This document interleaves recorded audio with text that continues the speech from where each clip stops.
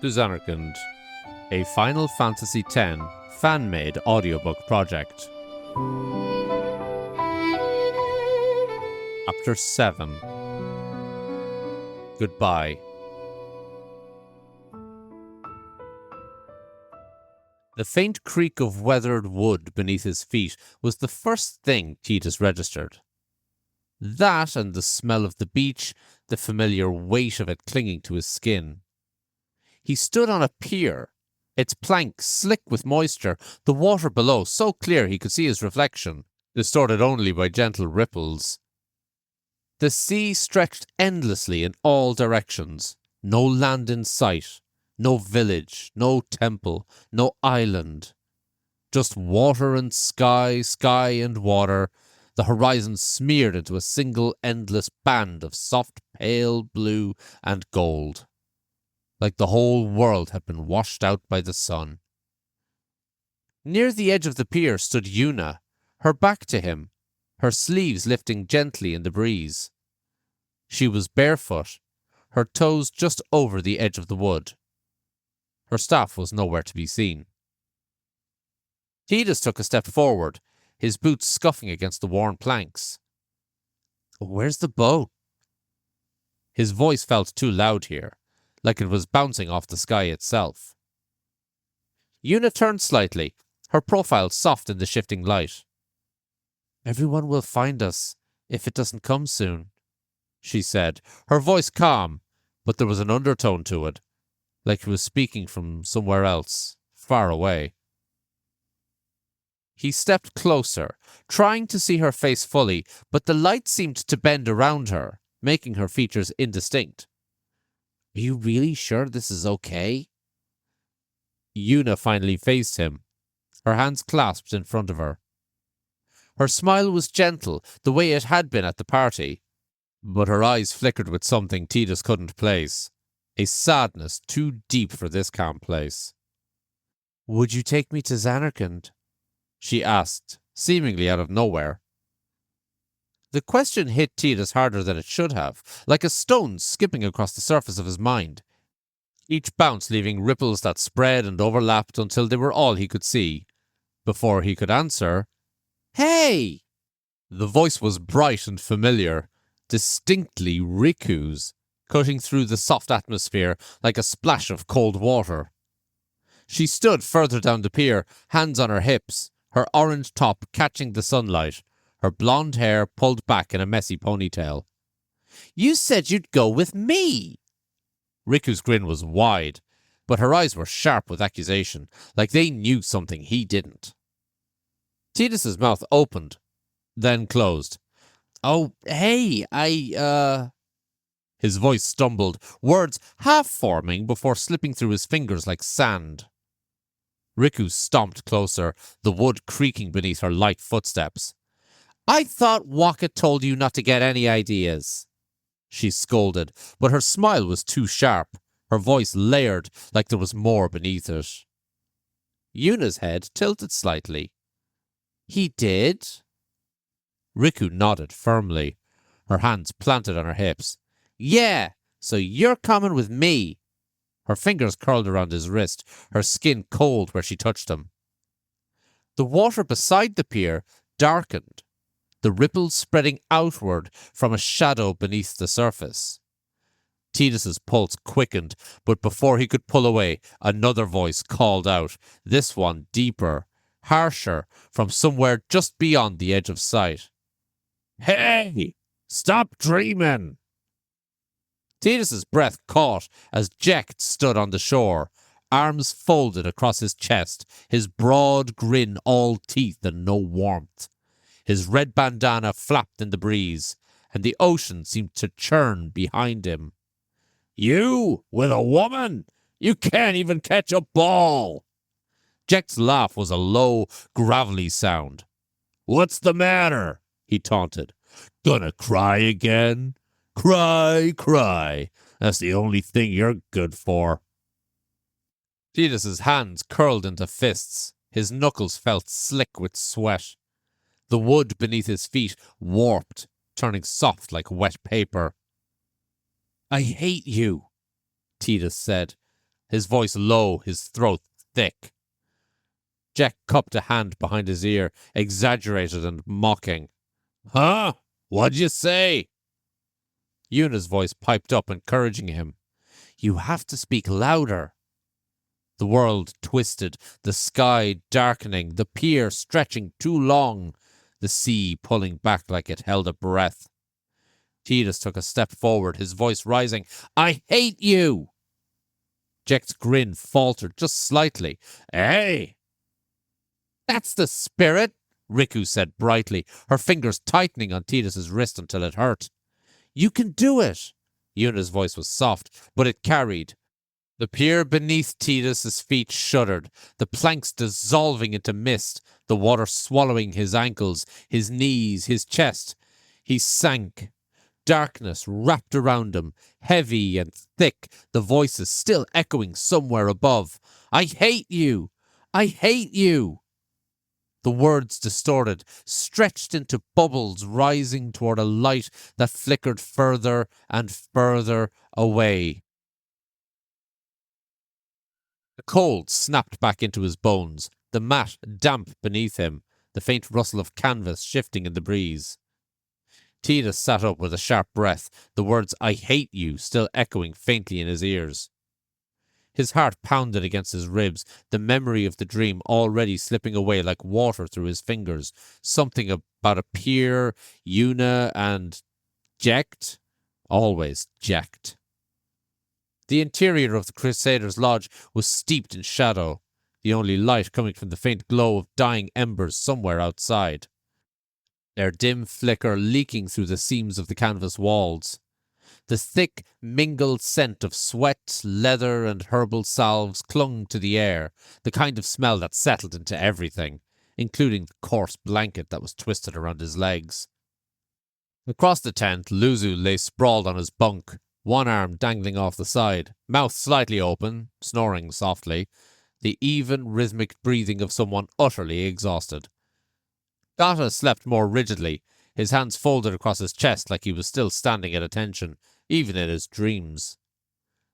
Gordo, on the other hand, was propped up on his usual pile of pillows, snoring like some half-strangled fiend, a series of wet, rasping growls punctuated by uneven gasps that made Titus wince. It was impossible to tell if the man was sleeping or losing a fight with his own lungs. Titus let out a sigh, scrubbing a hand through his hair. There was no way he was getting back to sleep now. He swung his legs over the side of the bunk, the cool floor a welcome sensation against his bare feet, and padded silently toward the front of the tent. The canvas flap was tied back loosely, allowing a thread of night air to slip in, cool and carrying the briny scent of the nearby sea. As he approached the opening, the faint murmur of voices drifted in, a woman's, low and sharp, cutting through the quiet, followed by a more familiar, stammering reply. Titus stopped just shy of the entrance, leaning against the wooden frame, careful not to make a sound. Peeking through the gap, he saw them, Lulu and Waka, standing near the bonfire. The flames had burned low, reduced to little more than a heap of glowing embers, the occasional flicker throwing sparks into the air. Lulu stood with her arms folded, her heavy black dress catching the dim light, dozens of belt buckles glinting like tiny teeth. Her stark carmine-coloured eyes were narrowed, the usual calm precision in her expression replaced by something colder, frustration barely held in check. He's dead, okay? Dead, she snapped, her voice low but razor sharp. I was surprised too when I first saw him, but that doesn't change anything. He might look like Chapu, but he's not. And you knew that before you ever dragged him here. Waka shifted his weight from foot to foot, his fingers digging into his own arms where they were crossed tightly over his chest. His usual easy smile was nowhere to be seen, replaced instead by something uncertain, almost childlike in its vulnerability. I know that, he muttered, his voice barely above a whisper. But he needed help, Lou. That's not a reason, Lulu shook her head, the soft clip-clop of her heels audible as she shifted her stance. That's just you, finding excuses to hold on to something that's already gone. Lou, come on, Waka tried, but she cut him off. No more, Waka. Enough. There was no anger in her voice now, just a weary kind of finality. Without another word, she turned and strode away, the soft tap of her heels fading into the night until the shadows swallowed her completely. Waka stood there alone, the orange light of the embers painting him in a soft gold, shoulders slumped so low he looked like he was folding in on himself. Something about seeing the usually upbeat Waka so deflated tugged at Titus. He wasn't sure if it was sympathy or just the need to break the silence. Either way, he stepped out into the open. Man, Titus offered, his voice light but not mocking. She's kind of terrifying when she's mad. Waka jumped slightly, spinning to face him before forcing a smile that didn't quite reach his eyes. You don't know the half of it, brother. Titus wandered closer, shoving his hands into his pockets. The night breeze ruffled his hair, cooler than the lodge air, but still thick with the scent of salt and damp earth. So, who's Chapu? Waka's smile faltered, but he didn't shut down. Instead, he sank onto one of the benches near the bonfire's edge, his elbows braced on his knees. My little brother, he said after a pause, voice quieter. He looked a lot like you. Titus opened his mouth, half tempted to say he was going to take that as a compliment, but decided now was not the time. He sat down beside Waka, letting the silence hang for a beat before softly asking, He's gone? Yeah. Waka rubbed the back of his neck, his fingers brushing over the cord of his necklace. He joined the Crusaders last year. Thought he'd help fight Sin, yeah? They got wiped out. I found out the same day as the Blitz tournament. Titus let out a whistle, his stomach knotting uncomfortably. That's rough. Waka gave a weak chuckle, but there wasn't much humor in it. That's part of why I became a guardian, you know? I figured if I couldn't fight Sin, maybe I could do it protecting someone who could, you know? Titus blinked. What do you mean? Waka looked at him, puzzled for a second, like he expected Titus to already know the answer. The summoners, brother. His tone was matter-of-fact, like this was common knowledge. That's what the pilgrimage is for. They travel to all the temples, pray at each one, and at the end, they get the power to defeat Sin. Titus sat up straighter, the words landing heavier than he expected. Defeat Sin? You mean... Waka nodded. Yeah, all them statues back at the temple, the ones you saw when we went in, they're all high summoners, the ones who've defeated Sin in the past. That's what Yuna's gonna do, yeah? What every summoner sets out to do. This didn't quite make sense to Titus. He had questions, plenty of them, but they stuck somewhere in his throat, left unsaid as Waka kept talking. Anyway, Waka went on, at first it was just about revenge, yeah?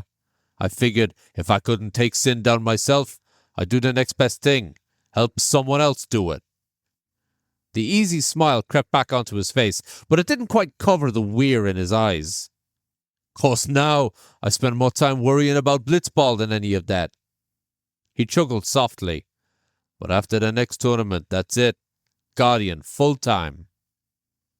Titus took the opportunity and seized on the lighter subject. You kind of made it sound like you're using me, he said with a sideways glance and a grin. Waka's laugh this time was brighter, more real.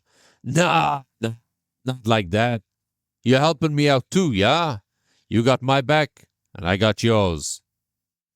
Titus couldn't help but smile back, even if his mind was still racing. Yeah, and honestly, I owe you a lot. You saved my ass more than once already. So honestly, thanks, Waka. Waka clapped him on the back, nearly knocking him off the bench. Ah, quit it. You're making me blush.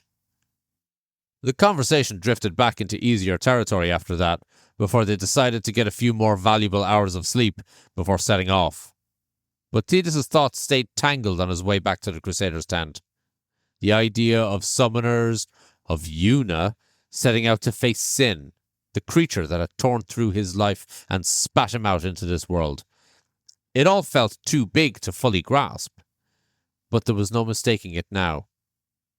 As he set his head on the pillow to the soundtrack of Jordo's snores, Titus thought about how Una wasn't just a girl with a gentle smile and a soft voice.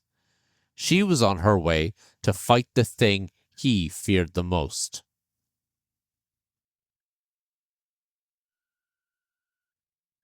Titus woke to the creak of canvas shifting in the breeze, the musty air thick with the scent of leather and sweat, the kind of smell that clung to everything, from the bunks to his own skin. The thin bunk beneath him felt even thinner after a night tossing, his back stiff, shoulders sore, and no clear answers waiting for him in the daylight. Jordo's snores filled the space like a dying animal caught in a trap, wet and ragged, broken by the occasional sputtering cough. The rhythm was almost hypnotic, awful but impossible to tune out nonetheless. Ata's bunk was empty, the blanket folded neatly at the foot like he was trying to earn a gold star for tidiness. Luzu's was similarly bare, though he'd left a pair of boots haphazardly kicked under the bed frame. Both were gone, probably hours ago. Titus scrubbed a hand down his face and pushed himself upright, the canvas walls glowing faintly gold where the morning sun pierced through worn seams. The village was already awake outside, the faint clatter of wood, the soft voices carrying on the breeze. Titus stretched. His muscles were still stiff from sleeping on a bunk that had seen better days, and pushed his way outside into the village square. The morning air was fresh, the scents of wood smoke, salt air, and something faintly floral mixing together under a soft breeze rolling in from the cliffs. In the square, Waka stood bouncing a slightly scuffed blitzball under one arm, his usual grin already plastered across his face.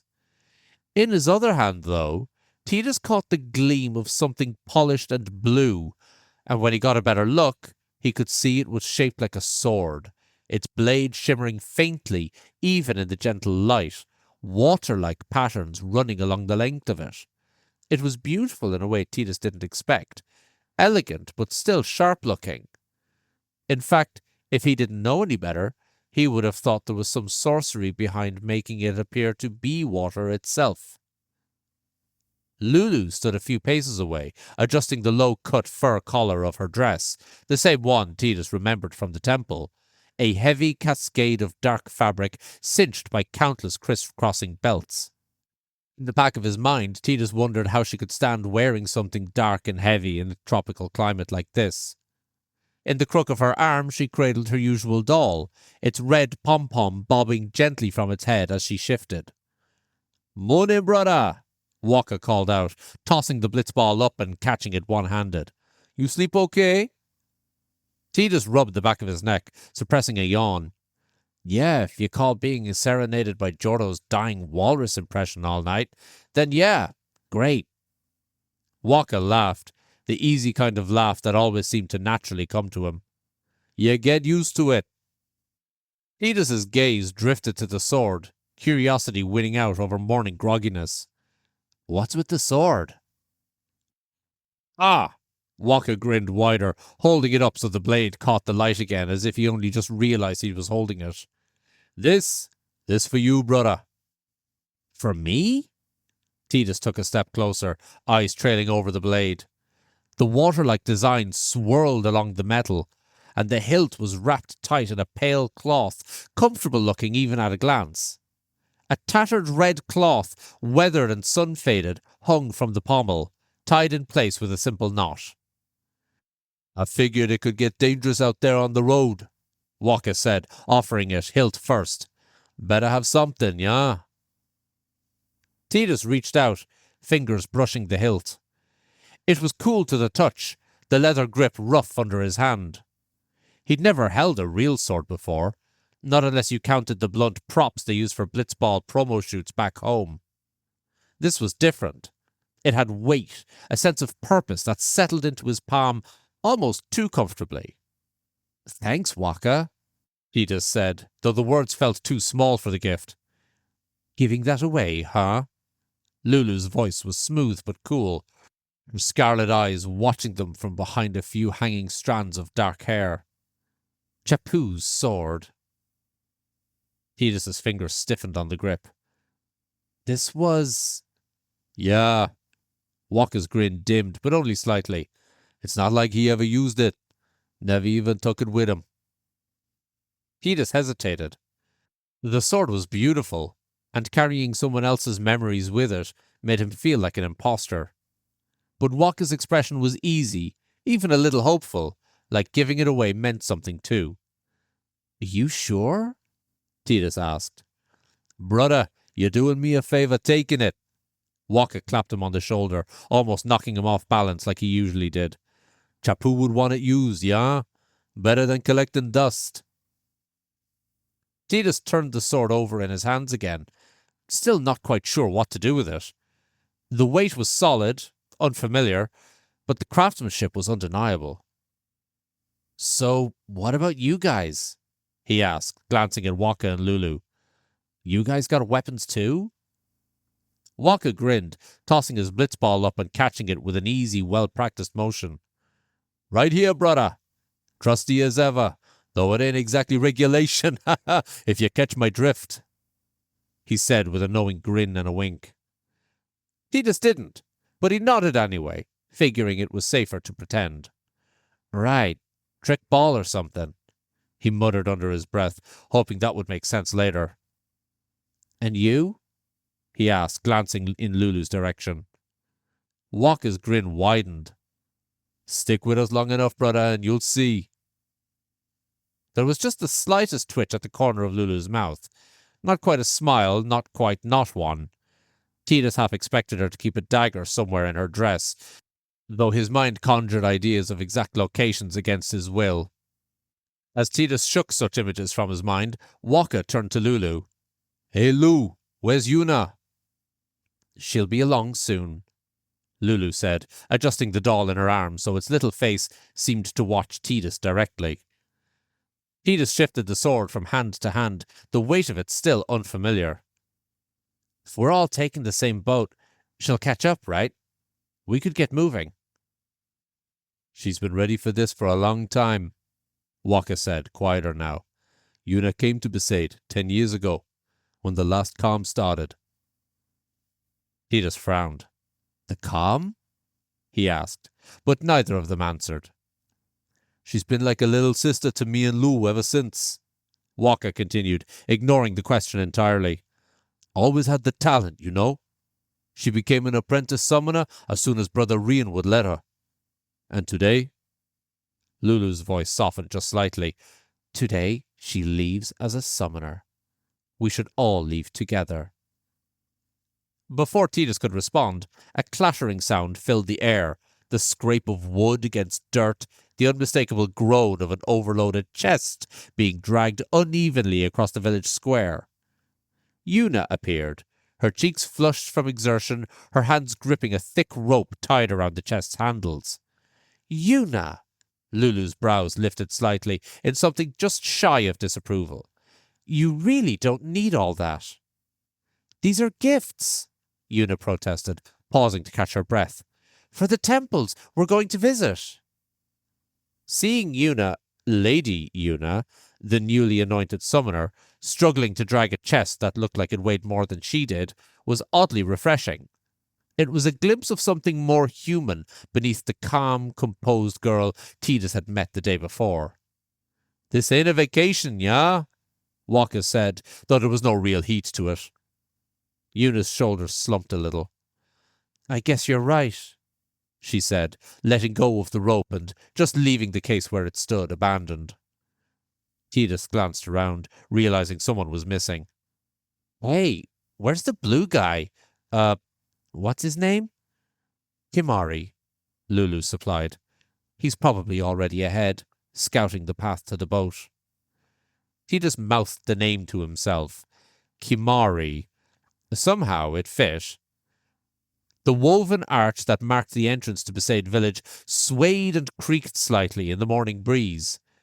Thetis glanced back over his shoulder, half expecting to see a crowd gathered, the same villagers who'd laughed and danced the night away around the bonfire, now lining up to send Una off with cheers and smiles. But the village square was oddly empty. The bonfire had burned down to a pile of blackened logs, thin wisps of smoke curling up lazily into the sky. Even the stray dogs were gone. The only sounds were the rustling palms and the distant hush of waves brushing against the cove's shore. "Where is everybody?" Thetis asked, adjusting the strap of his new sword where it rested awkwardly on his back. The blade shifted with every step, never quite settling, as though it knew it wasn't meant for him. "I got a feeling they're already at the boat for a big send-off," Waka said with a grin, like it was the most obvious thing in the world. They passed beneath the village arch one by one, their footsteps quiet on the well-worn path. Una was the last to leave. Just before stepping through, she turned back, her gaze lingering on the temple at the far end of the square and the village itself. With quiet grace, she brought her hands together, cupping them gently in front of her chest, and bowed deeply, her farewell both solemn and reverent.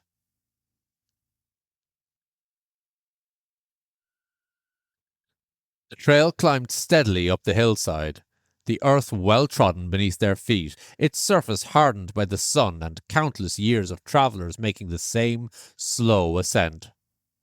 Clusters of wildflowers lined the edges of the path, bright bursts of purple, yellow, and red pushing through the grass, their colours vivid against the deep green.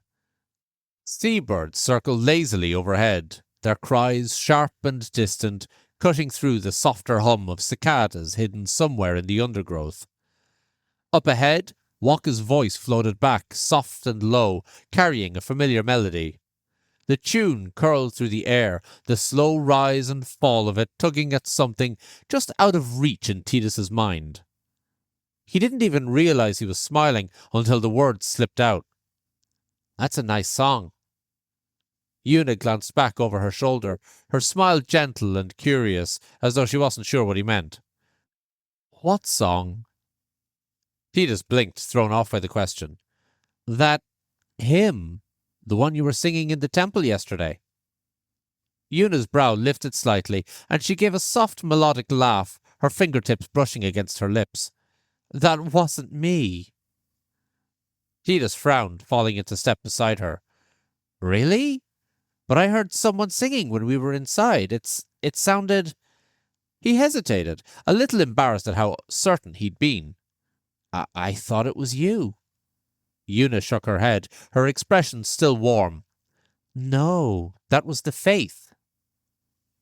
Thetis opened his mouth, then hesitated again. The faith. The word meant nothing to him, but Una had said it so matter-of-factly, like it was supposed to explain everything. Instead of pressing the point, he shifted the conversation slightly, the song still looping faintly in the back of his mind, along with something Luzu had said the day before, but he'd mostly forgotten it by now. "It's funny, though," Thetis said, glancing down the path as they walked. "I feel like I've heard it before. I mean, not just at the temple. It's like I've known it forever." Una's smile softened, her gaze briefly drifting to the horizon. "That might be because it's sung in every temple in Spira." Thetis's mouth opened slightly in surprise. "All of them?" She nodded. "It's been sung for as long as anyone can remember." That explained why it was so familiar to everyone else, but it didn't explain why it felt so familiar to him. The gentle cadence of it tugged at the edges of his memory, like a half-heard lullaby from a dream, something he couldn't quite grab hold of, but couldn't let go of either. He ran his thumb along the edge of the sword's hilt, grounding himself back in the present. "It's a good song," he said softly, though the words felt inadequate for what he meant. Una glanced his way, her smile still present but quieter now, something thoughtful behind her eyes. "I think so too." Neither of them said anything else, the soft hum of cicadas filling the silence between them as the path stretched on ahead. Lulu walked just ahead of them, her eyes forward, Doll resting easily in the crook of her arm. Though she never turned, never gave any sign she was listening, something in the set of her shoulders and the unwavering stare straight ahead made Tita certain she'd been listening to every word.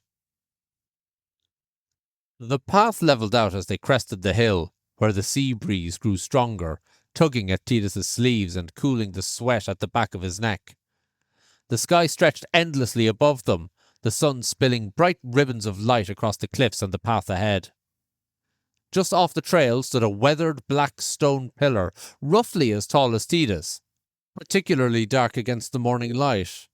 It had sweeping patterns carved into it and looked like it had been there for some time. Framing it on either side were two gracefully curved stone arches, like wings, their shapes elegant despite the erosion of time, their arms reaching upward in silent prayer. The view from the hilltop was nothing short of spectacular. Below, the village was little more than a scatter of thatched roofs, thread-thin trails of smoke curling lazily upward from cook fires not yet fully extinguished after breakfast. The path they'd walked stretched back down the slope, winding between the cliffs and waterfalls before vanishing into the trees. Beyond all that, the ocean simmered, a wide, unbroken expanse of pure blue, stretching all the way to the horizon. Without a word, Una stepped off the path and approached the monument. There was a softness to her expression, a kind of calm reverence that seemed to settle over her like a second skin. Her hands folded in her lap as she knelt before the pillar, bowing her head low, hair sliding gently over her shoulder. The only sound was the constant whisper of the breeze, mingling with the distant roar of the waterfalls. No one spoke. No one moved. There was a weight to the moment, something unspoken but deeply felt. Older than the village, older than the road beneath their feet. Titus hung back, reluctant to disturb whatever this was. He leaned slightly toward Lulu, his voice low. "Hey, what's going on?" Lulu's gaze never left Una. "We're waiting." "For what?" Titus asked, frowning. "It's an old custom," Waka explained, his voice quieter than usual, the usual carefree lilt absent. "Anyone leaving Besaid stops here. They pray for a safe trip, for protection." Titus glanced between the monument, Una, and the sheer drop into the lush forest below. "Seems important." "Yeah," Waka said softly, his smile tugging at the corners of his mouth, but not quite forming. "Chapu didn't pray that day. Said he'd missed the boat." Titus caught the shift in Waka's tone. Something wistful, something unresolved, but the words were delivered with the air of someone who'd told the story enough times to blunt the edges. The silence settled again, broken only by the occasional cry of seabirds, until Una finally rose to her feet. She cupped her hands together, fingers forming that familiar, graceful prayer gesture, and bowed low before the pillar. There was no hesitation in her movements, only quiet certainty. Titus could see it clearly wasn't just a ritual. It was a conversation of sorts, a quiet, wordless exchange between Una and whatever ancient force lived here, something older than prayers and more personal than belief. Without ceremony, she turned back to the path, her gentle smile intact, and the group fell into step behind her, leaving the monument to stand watch over the village. The path continued to slope sharply downward, winding between clusters of ferns and moss-coloured rocks, the air growing cooler the further they went. Mist drifted from nearby waterfalls now, settling on their skin and clothes, leaving everything slightly damp. Titus's boots slipped more than once, the path slick in patches where water had crept across the earth. Here and there, the undergrowth parted just enough to reveal what, at a glance, looked like hunks of weathered stone here, the corner of a crumbling wall there, and even half-buried metal struts, twisted and rusted through. Nature had claimed them long ago, vines crawling up through the collapsed archways, moss thick over structures visible beneath. Titus had spotted them along the tree line since he arrived on the island. The island was so beautiful with such vibrant blues and greens that to see these old, ancient ruins long forgotten forced Titus to think about what happened to them 1,000 years ago to make them so. Lost in thought, he trailed just behind the others, the unfamiliar weight of the sword on his back still throwing off his balance now and again. His fingers drifted back to the hilt whenever the leather strap dug into his shoulder, his grip tentative, still adjusting to the feel of it. It was nothing like the sure, comfortable weight of a blitzball in his hands. This was foreign, heavy with history that didn't belong to him. He was adjusting the strap for the 10th time when something flickered in the corner of his eye, a shadow dropping from above. Before his mind caught up, the ground shook beneath his feet as a solid weight landed square in the middle of the path, a flash of blue fur and steel. The gleaming tip of a halberd slammed into the dirt right where Titus's chest had been a split second earlier as he instinctively leaped back. "Whoa!" Titus yelped, stumbling backward, fumbling for the sword. The grip was slick in his sweaty hand, the weight almost pulling him off balance the moment it cleared the sheath. Kimari stood before him, halberd spinning back into his grip with effortless precision. Mist clung to his fur, catching the sunlight in damp streaks, but his golden eyes were dry and sharp, locked onto Titus like a predator tracking prey. His broken horn caught the light for an instant, and somehow it only made him look even more dangerous. "Hey, what the hell?" Titus's voice cracked slightly, his arms shaking under the unfamiliar weight of the sword. "I didn't do anything." Kimari didn't answer. He just moved. The halberd lashed out, slicing through the air with a sharp whir, and Titus barely got his sword up in time. The impact sent a jarring shock straight down to his elbows, the force of it nearly knocking the blade clean from his hands. Kimari advanced, step by steady step, the halberd weaving through the air like it was part of him. No wasted movement, no hesitation. There was no malice in his face, just calm certainty, the kind of control that came from knowing exactly how much force it would take to break someone. Titus scrambled back, boots sliding on the damp earth, his arms aching already as he tried to keep the sword at the ready. "Guys!" he shouted ahead. "Little help here?" But no one moved. Waka leaned against a boulder, arms crossed over his chest, looking more amused than alarmed.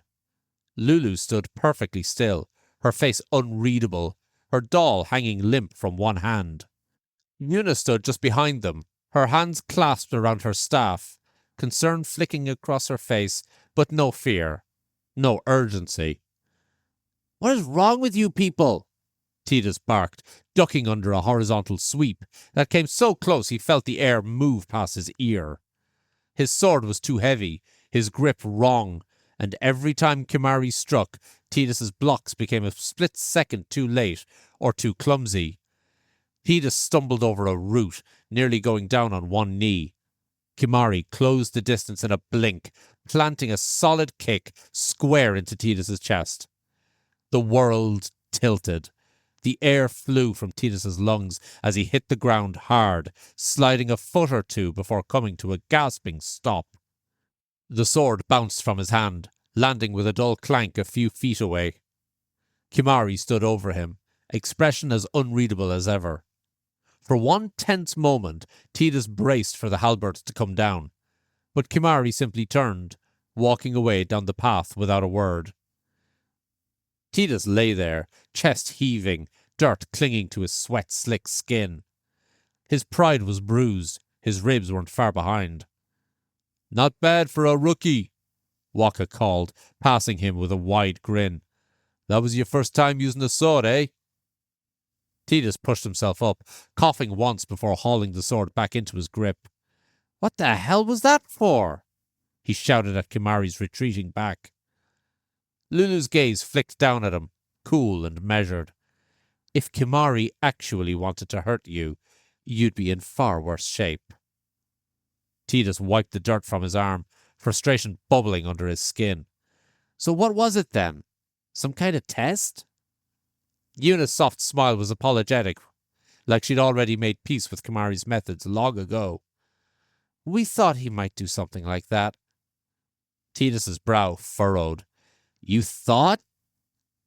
Kimari has more respect for someone if they can fight, Yuna said simply. Titus shook his head, still processing and jogging to catch up with the others. The sword's weight pulled at his shoulders again, the leather strap biting into his skin, but the real weight was settling in his chest, somewhere between pride and frustration. So, Titus called ahead, voice carrying over the sound of their footsteps.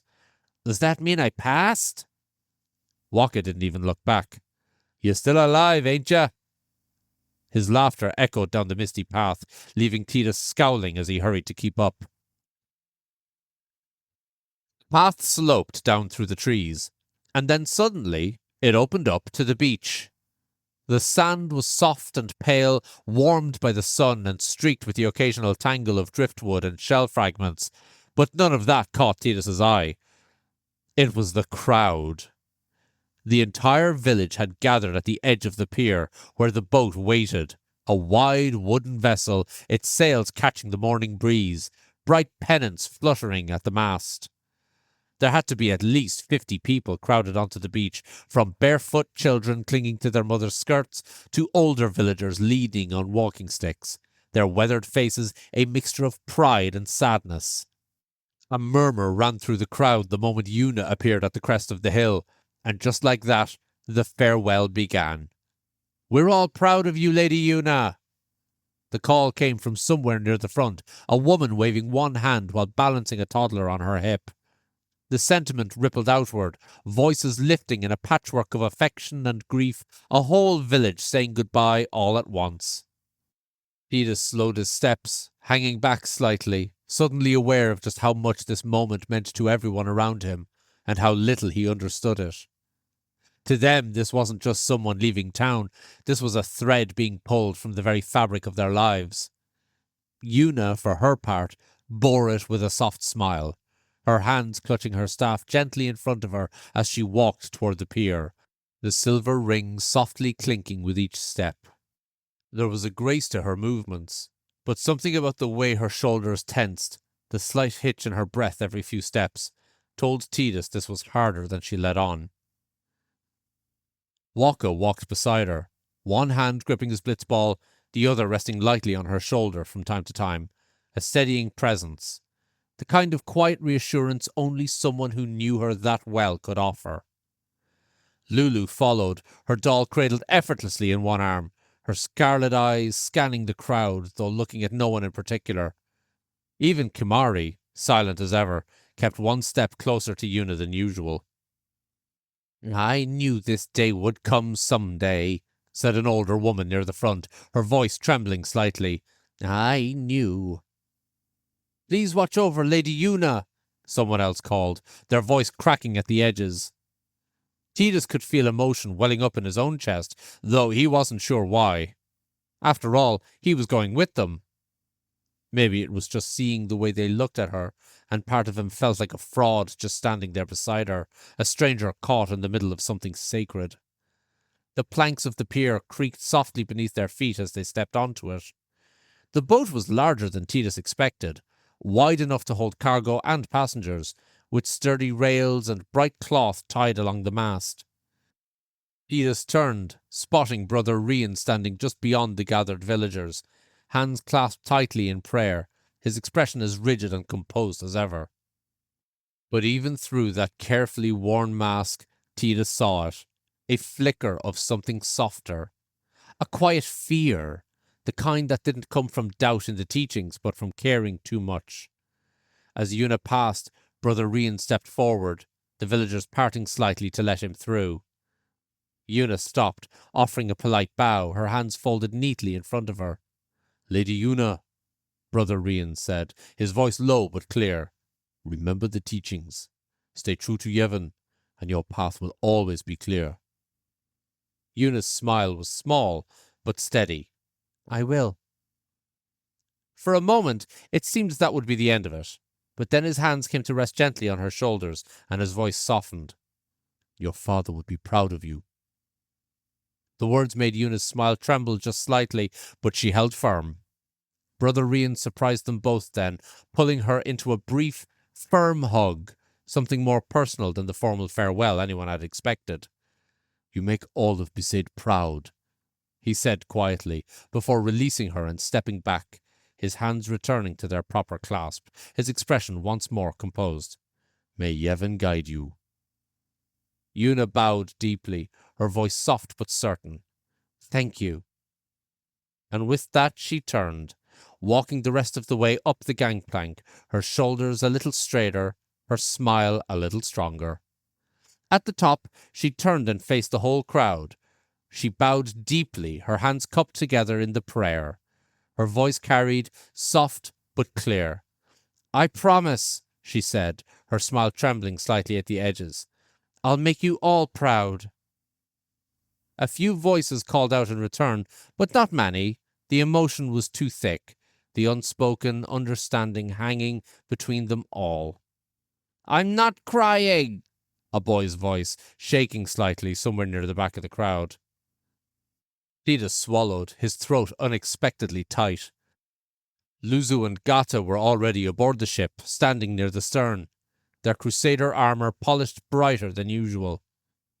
Luzu stood with his arms crossed, his face a careful mask, while Gata hovered beside him, fidgeting with his gauntlets. Titus could see one or two other unfamiliar faces in the same armor.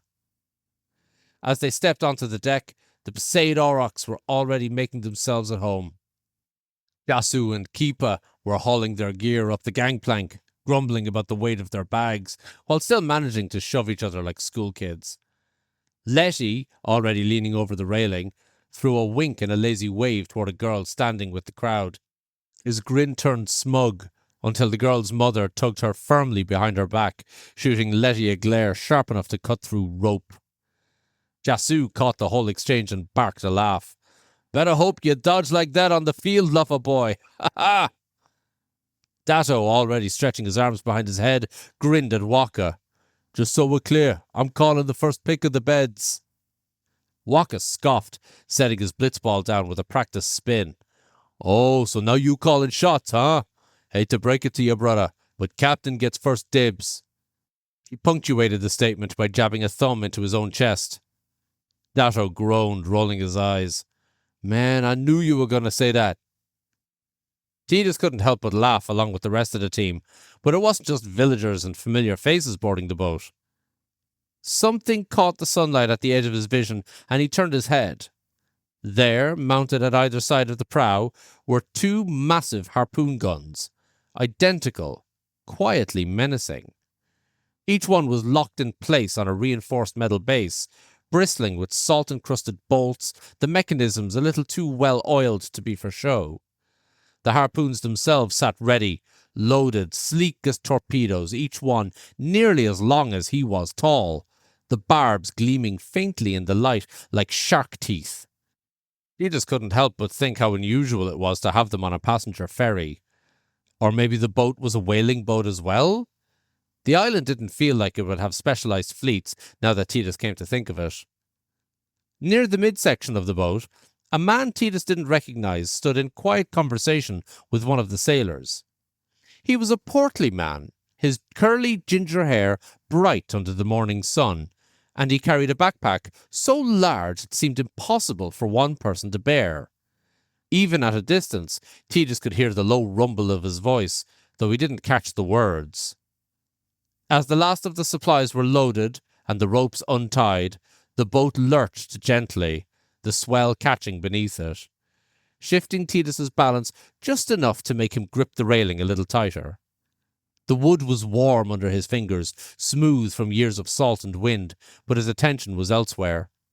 He watched as the people of Besaid village began to shrink along with the beach.